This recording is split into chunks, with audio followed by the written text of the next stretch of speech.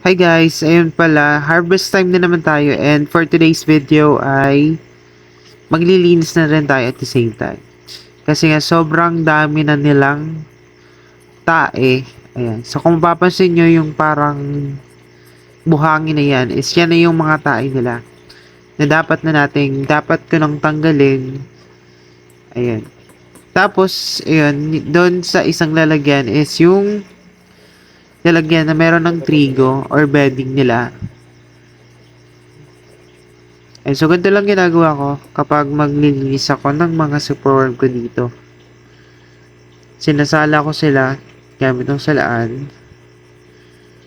So, ganyan-ganyan lang.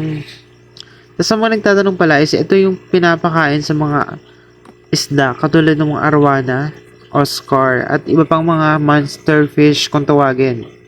Tapos pwede rin ito ipakain sa mga manok, ibon, sa mga hamster, sa mga daga, sa mga hedgehog, at mga iba pang alaga nating hayop na kumakain ng insekto. Tapos ayun, pwede rin tong gawing chichorm.